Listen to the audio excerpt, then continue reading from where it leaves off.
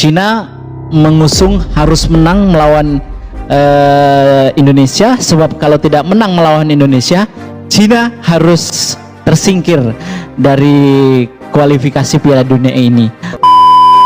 Kabarnya ini adalah informasi yang sangat buruk tentunya untuk Cina, dan karena kabar mengagetkan dari AFC bahwa pemain sayap Cina yang sangat-sangat diandalkan oleh Branko Ivanovic, teman-teman, Lin Liangmin, teman-teman, pemain 27 tahun, sudah memiliki 17 caps bersama timnas Cina dan 3 gol yang sudah ditorehkan berasal dari klub Beijing Huan Liga Super Cina, teman-teman.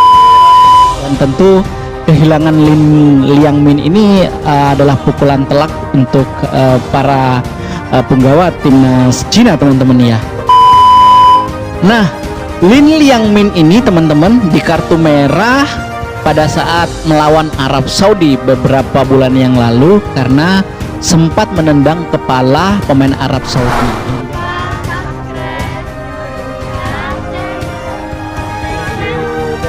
Terima kasih. Sukses selalu ya, belajar yang baik ya. Baik maupun secara untuk PB Bhinneka, hati-hati di jalan Pak, teruskan perjuangan. Kalau saya sendiri secara pribadi Pak Bro. Assalamualaikum warahmatullahi wabarakatuh. Apa kabar? Jumpa lagi bersama Biodika Sport Channel di sini, teman-teman. Channel yang selalu konsisten memberitakan tentang sepak bola yang tentu masih terkait dengan timnas Indonesia. Terkait dengan sepak bola ini memang value-nya agak sedikit tinggi ya, teman-teman ya, dibanding olahraga yang lain. Tetapi kita tidak bisa pungkiri bahwa di konten saya ini seringkali memang lebih dominan ke sepak bola, tapi kadang juga saya meliput tentang pertandingan catur. Saya juga kadang-kadang meliput pertandingan bulu tangkis. Jadi semua jenis olahraga kita ambil bagian untuk menginformasikan kepada khalayak, tepatnya seperti itu. Jadi teman-teman yang belum subscribe, tolong bantu subscribe-nya, karena saya meyakini bahwa channel ini tidak akan pernah bisa berkembang tanpa dukungan dari teman-teman. Nah, kali ini saya sedikit akan memberikan informasi terbaru terkait dengan tim nasional Cina, yang mana tim nasional Cina ini kurang lebih 1 bulan lagi ya, 30-29 hari lagi kita nanti akan berhadapan dengan Cina di pertandingan matchday ke 9 atau 10 ya, teman-teman ya, saya agak lupa, nanti cek.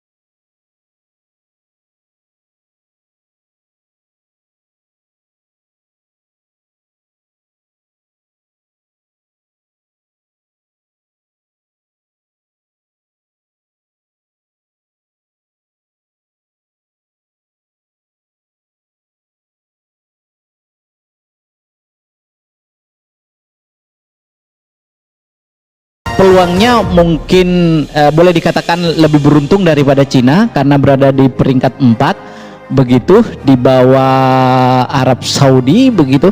Tetapi kalau seandainya nanti Indonesia berhasil dikalahkan Cina, pupus pula harapan Indonesia untuk melaju ke kualifikasi Piala Dunia atau katakanlah ke round berikutnya, atau boleh dikatakan gagal juga untuk masuk atau berpartisipasi di Piala Dunia 2026 teman-teman. Hanya saja kalau Indonesia menang nantinya tentu peluangnya besar, dan ketika nanti melawan Jepang butuh seri saja itu bisa lolos secara otomatis teman-teman ya. Tapi kita tidak akan berbicara itu, kita berbicara realistis saja bahwasanya mudah-mudahan kita melawan Cina nanti kita bisa memenangkan pertandingan. Tetapi ingat, Cina juga mengusung kemenangan, mengusung target untuk menang melawan Indonesia, dan itu pasti sangat luar biasa atmosfernya nanti di GBK. Dan kabarnya di pertengahan bulan ini nanti tiketnya akan segera diluncurkan. Bagi teman-teman yang sudah memiliki Garuda ID ya segera ngecek, dan segera yang tidak memiliki Garuda ID segera mencoba untuk mengurusnya. Jangan sampai nanti di mendekati hari hanya nanti baru bingung, banyak kritik, banyak pendapat yang nggak jelas gitu kan ya terkait dengan penyelenggara kualifikasi Piala Dunia ini. Nah seperti itu. Kembali lagi teman-teman, kita akan membahas tentang bagaimana situasi timnas Cina jelang menghadapi kita. Nah kabarnya ini adalah informasi yang sangat buruk tentunya untuk Cina, dan karena kabar mengagetkan dari AFC bahwa pemain sayap Cina yang sangat-sangat diandalkan oleh Branko Ivankovic teman-teman, Lin Liangmin teman-teman, pemain 27 tahun, sudah memiliki 17 caps bersama timnas Cina dan 3 gol yang sudah ditorehkan berasal dari klub Beijing Huan Liga Super Cina teman-teman. Dan pemain yang berposisi sebagai sayap ini cukup sebetulnya diandalkan oleh Branko Ivanovic ya untuk bermain nanti melawan Indonesia, karena di pertandingan ketika melawan Arab Saudi dan Australia pemain ini begitu sangat mobile ya, begitu sangat luar biasa, kecepatannya juga luar biasa, menelusuri sisi lapangan, dan pemain ini juga memiliki kecepatan yang sangat luar biasa, full skill pemain ini. Dan tentu kehilangan Lin Liangmin ini adalah pukulan telak untuk para punggawa timnas Cina teman-teman ya. Nah Lin Liangmin ini teman-teman di kartu merah pada saat melawan Arab Saudi beberapa bulan yang lalu karena sempat menendang kepala pemain Arab Saudi, hingga saat itu Cina bermain dengan 10 orang, dan akhirnya di babak kedua gitu Cina kebobolan 1 gol di menit ke-60 ya di babak kedua. Kehilangan pemain Lin Liangmin ini tentu mengagetkan ya oleh semua unsur yang terkait dengan timnas Cina ya, karena pengumuman AFC terbaru itu tentu membuat mereka kehilangan salah satu pemain andalannya begitu teman-teman. Tentu kehilangan pemain ini ya, meskipun mereka masih punya pemain lapis kedua yang tentu skill dan kualitasnya memang tidak jauh berbeda ya dengan Lin Liangmin, tetapi kita tahu bahwa Lin Liangmin ini memang sangat-sangat pemain luar biasa yang juga memiliki sudah memiliki chemistry ya bersama dengan timnas Indonesia. Maksud saya timnas Cina sejak menjalani kualifikasi Piala Dunia ini. Amat sangat sulit ya teman-teman ya, kehilangan salah satu pemain andalan, lalu kemudian kita coba untuk mengganti pemain lain, itu memang agak sangat berat, seperti ada sesuatu yang hilang ya ketika memang ada pemain yang kita andalkan tiba-tiba hilang begitu saja. Yang membuat Cina agak sedikit terpukul bukan hanya Lin Liangmin teman-teman ya, saya informasikan juga bahwasanya salah satu pemain Cina juga yang berposisi sebagai sayap itu juga terkena akumulasi kartu kuning. Artinya 2 kartu kuning itu membuat mereka tidak bisa bermain.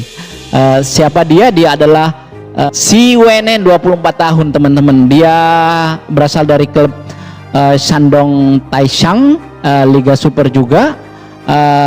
Kita tahu bahwa pemain ini terkena kartu kuning pada saat melawan Australia teman-teman ya. Lalu kemudian kartu kuning juga terakhir pada saat melawan Arab Saudi. Jadi 2 kartu kuning akumulasi, tentu tidak bisa bermain. Nah, kehilangan 2 pemain sayap dua-duanya ini, satu sektor kanan, satu sektor kiri, pastinya membuat mereka agak pusing ya. Sementara mereka mengusung kemenangan untuk bisa memetik asa kembali bersaing di grup 3 nantinya. Nah, ini sangat memberatkan untuk pemain Cina pada saat ini teman-teman. Nah, kemudian teman-teman, apa kira-kira manfaatnya kehilangan pemain yang diandalkan oleh pemain Cina ini terhadap Indonesia? Boleh dikatakan juga bahwa Indonesia pasti akan mengalami dampak positif ya, kehilangan 2 back andalan dari pemain Cina ini dalam rangka nanti kita bertanding di 5 Juni nanti begitu. Tetapi tampaknya kita tidak boleh terlalu berharap pada 2 pemain ini, karena terkadang di dalam satu pertandingan begitu, ketika satu pemain diberi kesempatan untuk menunjukkan atau menggantikan pemain yang lain, terkadang di luar dugaan pemain pelapis ini bisa justru bermain jauh lebih baik dari pemain yang digantikannya. Maka itu boleh dikatakan ini juga 50-50 antara apakah ini merupakan satu keberuntungan untuk timnas Indonesia, atau justru Indonesia mesti harus berhati-hati dengan pemain baru, karena pemain baru pasti juga ingin memperlihatkan kemampuan minimal dia tetap dipertahankan oleh pelatih, dan ini adalah kesempatan untuk pemain berikutnya memperlihatkan skill dan kemampuannya. Nah, ini kita sebagai pecinta timnas Indonesia atau katakanlah tim kepelatihan mesti harus bisa mengambil hikmah atau mengambil kesempatan yang baik untuk terus memicu atau memompa semangat timnas Indonesia atas kehilangan pemain andalan Cina ini. Tetapi kita tidak boleh jumawa dan tetap harus khawatir bahwa pemain berikutnya itu pasti akan bermain lebih bagus. Nah, seperti itu. Nah, di dalam sebuah kesempatan salah satu pemain andalan Cina yang pastinya nanti akan diturunkan lebih awal, yakni pemain naturalisasi yang berasal dari FC Santos. Pemain ini cukup luar biasa, pernah bermain di Liga Jepang juga, dan cukup menjadi perhatian begitu teman-teman di Liga Jepang, karena seringkali mencetak gol di situ. Ini harus diwaspadai pemain ini.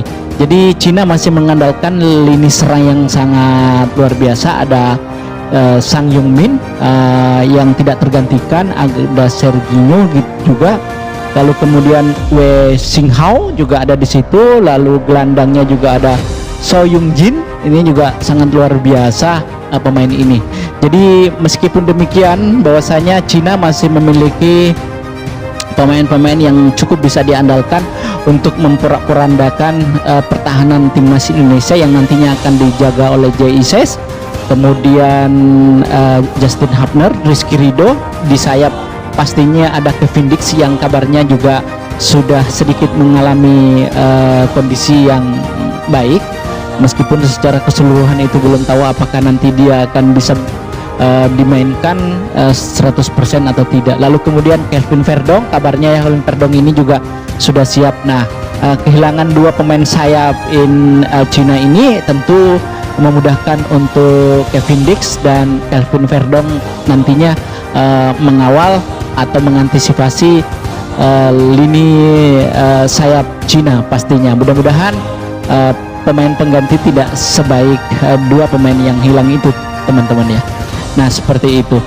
Lalu Indonesia tentu juga kita tahu bahwa kita kehilangan seorang Martin Paes begitu. Kemudian juga Marcelino juga mengalami performa yang sangat baik. Terakhir kemarin bermain di Oxford juga langsung dimainkan. Ini debutnya juga bersama tim senior di Oxford. Itu betul-betul luar biasa karena mampu memberikan permainan terbaiknya bersama Ole Romaini kemarin. Bahkan permainan Oxford jauh lebih menarik dan jauh lebih kelihatan menyerang ketika Marcelino dimasukkan seperti itu. Nah, kemudian Martin Paes sudah pasti digantikan oleh Emil Edero Mulyadi. Nah, ini yang terakhir teman-teman, saya informasikan bahwasanya Esko PSSI melalui podcast di podcast pribadinya Arya Sinulinga mengatakan bahwasanya untuk bermain melawan Cina nantinya itu tidak ada pemain naturalisasi, tidak ada tambahan-tambahan. Entah nanti kalau sudah bermain dengan Cina apakah nanti ada tambahan pada saat bermain dengan Jepang, tetapi dipastikan tidak ada naturalisasi, tidak ada penambahan pemain jelang nanti kita melawan Cina, itu kata beliau di podcast pribadinya. Tetapi ini juga sukar dipercaya teman-teman ya, kadang-kadang ini jebakan-jebakan tersendiri untuk para netizen, untuk para teman-teman pecinta timnas Indonesia, karena seringkali kita